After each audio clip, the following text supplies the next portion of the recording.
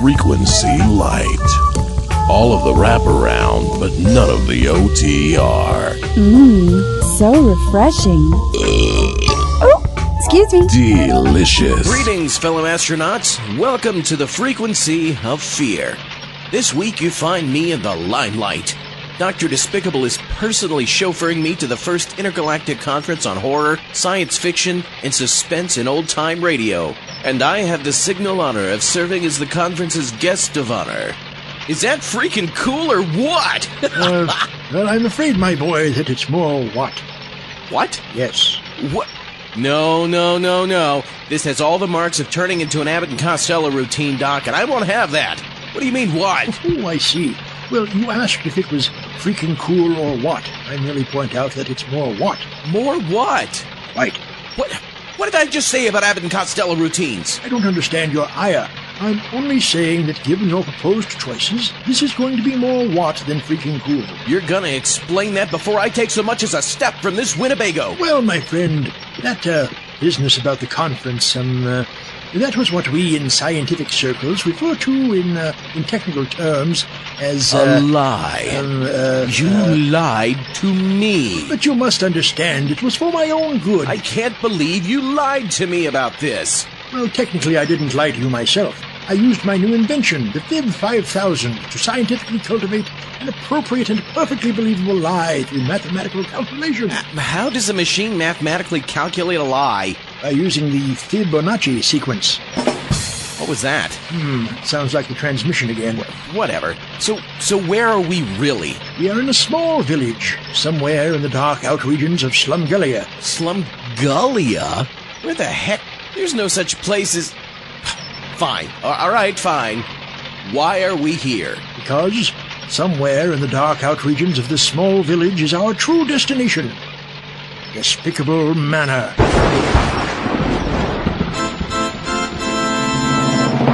Despicable Manor?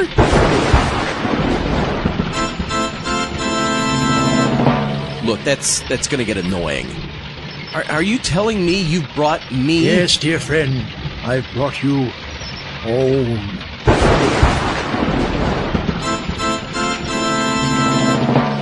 You're right, that does get annoying. Bernie, would you cut that out?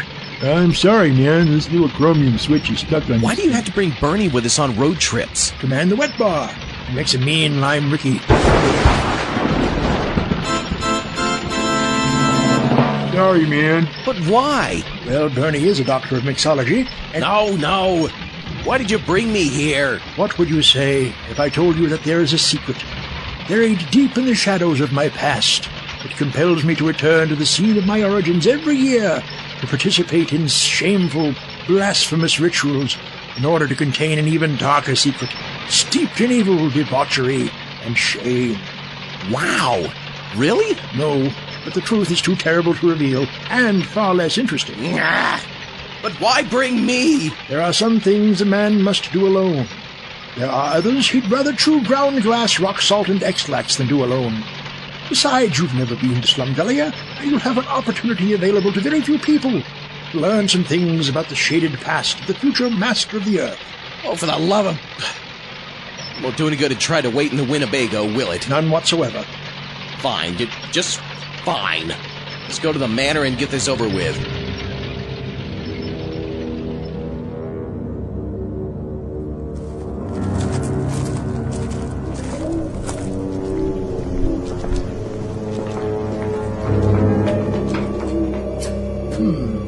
Don't seem to have my key. Give the bell a yank, will you? Where is it? Oh, it's right over there.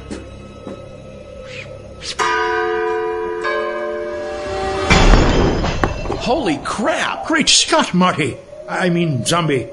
That stone gargoyle just missed us. What the heck is going on here? Someone here seems to have dark designs and terrible aim.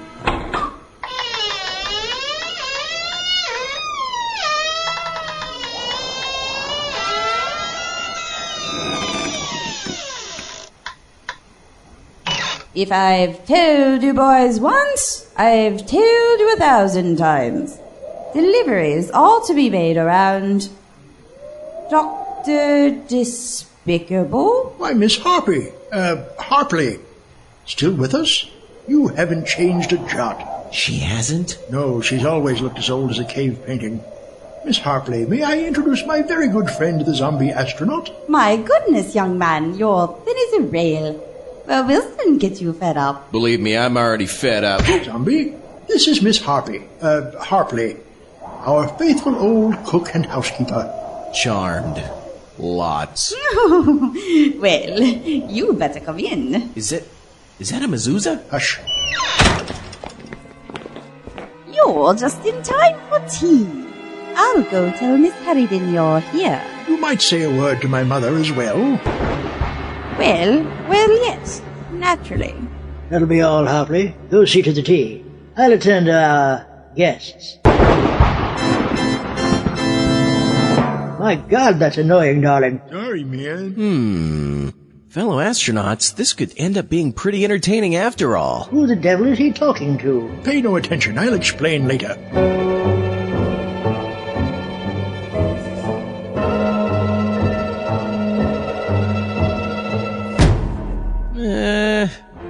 Not to seem demanding, but could I get some coffee instead? Young man in this house, we as do all civilized people drink tea, and lots of it, darling.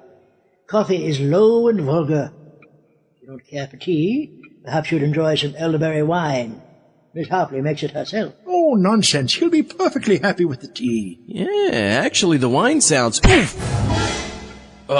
Tea will be fine, thank you. Keep away from the sugar bowl. Why? Haven't you read any Shirley Jackson? Ooh, we have always lived in the castle. And so have they. Will my mother be joining us, Mrs. Harridan? Bye, Doctor. Are we coming apart? What, can't I get a few laughs, darling? Not with lines like that. Why, you little... Where is my mother, Mrs. Harridan?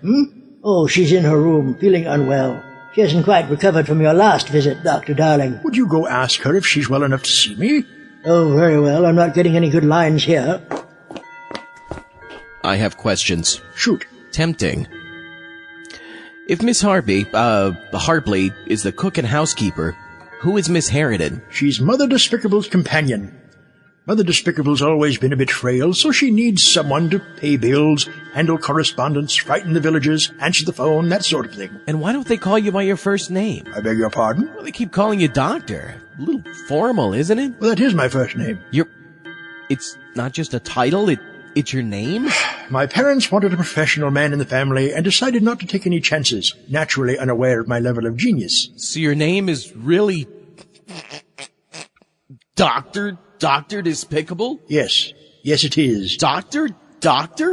Like the Thompson Twins song? Incidentally, I'm sure Zombie Astronaut isn't the name on your birth or death certificates. What's your real name? Well, Here's the tea. Bernie! It wasn't me, man. No, it's the thunderstorm currently raging outside. You may have to stay the night. Both of you. Oh.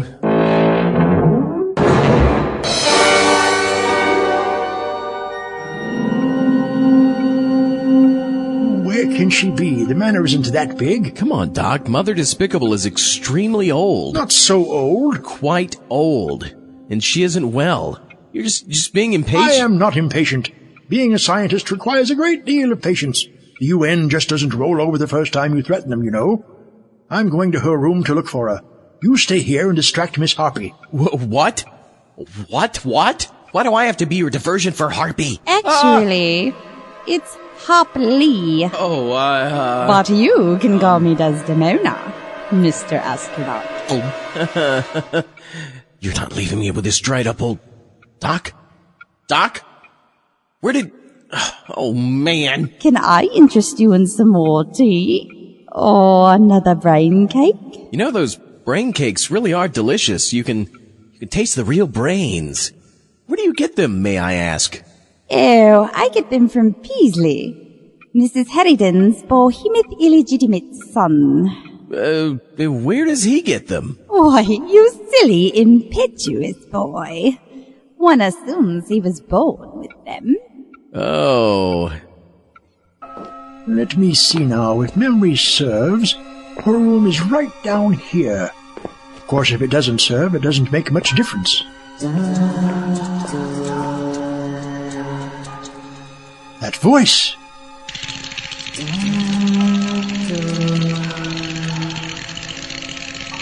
Stop that! Stupid knees! That's most unscientific behavior.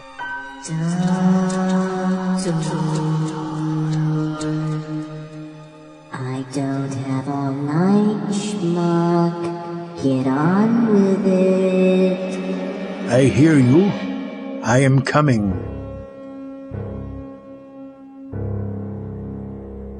You're telling me I've been eating the brains of Miss Harridan's illegitimate behemoth son, Peasley? Guess that could explain the hint of dill and vinegar. Well, he doesn't seem to mind. In fact, here he comes now. We can ask him. Nice Peasley.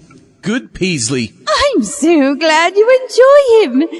Peasley, you don't mind sacrificing a little grey matter for the nice Mr. Astronaut's tea cakes, do you? You see, he doesn't mind a bit. Mind. I get it. Peasley, why don't you be a good illegitimate behemoth and go get Doctor and his friends things out of the... What is it called again? Winnebago. Yes, get their things out of the Wendigo and bring them before the storm picks up.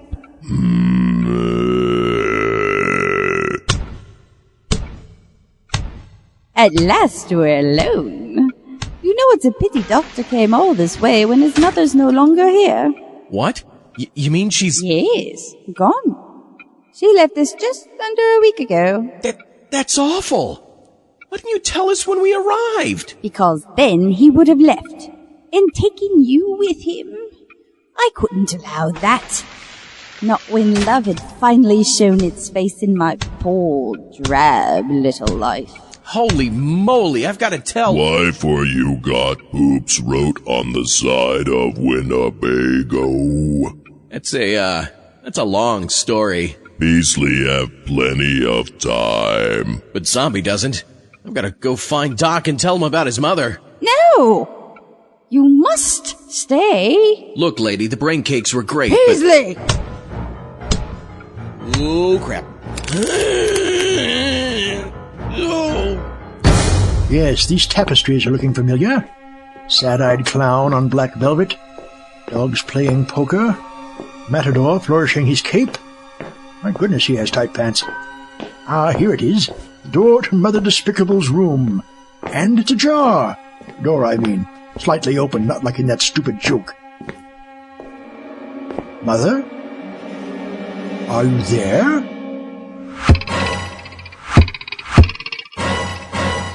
Well, that can't be my mother. She uses much larger knives and has much better aim. Better aim? It was you who dropped that gargoyle. That's right, darling. And your mother might have had bigger knives, but I have more of them. Ow! Oh, you can't do this, Peasley. You're not even here. What? You're not even here, and I can prove it. How? Are you in Chicago? No. Are you in Rome? No. Are you in Blackpool? Nuh-uh. Are you in Vladivostok? No. You must be someplace else, right? Yeah. Well, how can you be here when you're someplace else?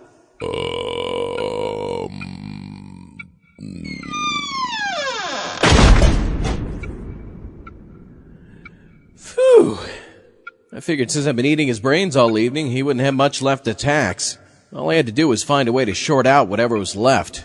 What do you know? Abbott and Costello came in handy after all. Not a fine doc.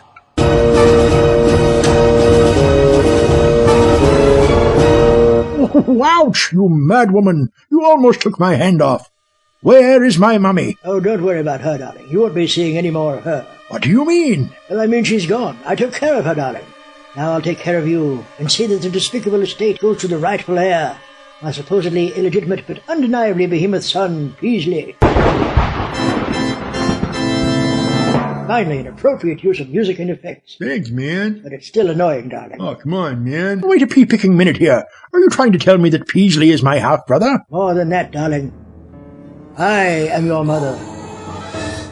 But that's impossible. I don't mean that as a mere opinion. I mean it's a pure and simple fact. I know it's impossible. Bah! How on earth could you possibly know it's impossible, darling? An unspecified number of time-travel experiments that have irreversibly damaged the space-time continuum. But that's not the point. The point is, you're not my mommy. Don't worry, Doc. I'll save you from that old witch. And if the annual viewings of The Wizard of Oz have taught me anything, it's how to sort out witches. See how you like this inexplicably handy bucket of water, Miss Harridan? Ha ha!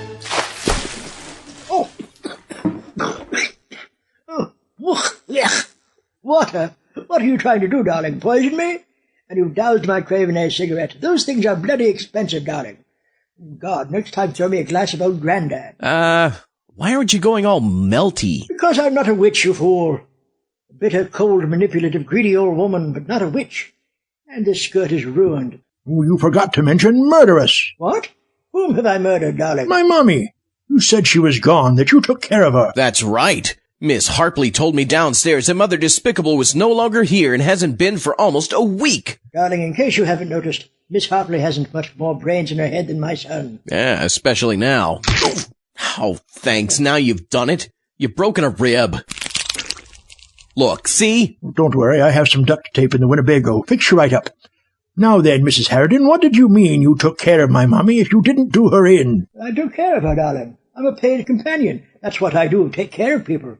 Your mother's perfectly well. She's visiting your Uncle Einar and Aunt Lilith at their estate in Plots. I put her on the train myself. But what about the annual ritual? Don't worry, darling. She left a check for you in the desk in the library.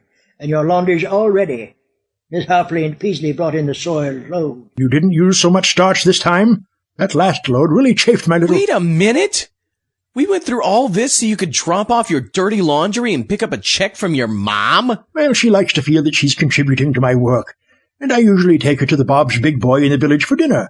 They make some wonderful pies. Well, what do you usually do on Mother's Day? This Mother's Day, I think I'll be driving back to Glendale with a mad scientist wrapped in duct tape in the back of the Winnebago. Ooh, that sounds like an entertaining prank. Anyone I know? As for you, fellow astronauts, I'll hear you again in 2 weeks over the frequency of fear. Oh, I bet it's Von Martinez. It is, isn't it? Oh, the look on his face. This has been the Zombie Astronaut's Frequency of Fear. For more horror, sci-fi, and suspense audio, see the website at www.zombieastronaut.net. Right now! Mother Knows Beast was written by K.C. Locke and W. Ralph Walters, but mostly by K.C. Locke. Miss Harpley was played by Therese Chavas. Ms. Harridan was played by K.C. Locke. Dr. Despicable appeared courtesy of Mother Despicable. All other voices by W. Ralph Walters. The theme song was written by Norm Bourgeois and performed by Papa Suede. The Death March was licensed by Audio Sparks with additional instrumentation by W. Ralph Walters. The end theme was from the Kodak Super 8 soundtrack. All other music licensed by Pro Samples. Say hi to your mom for us. For more Frequency of Fear, visit frequencyoffear.com.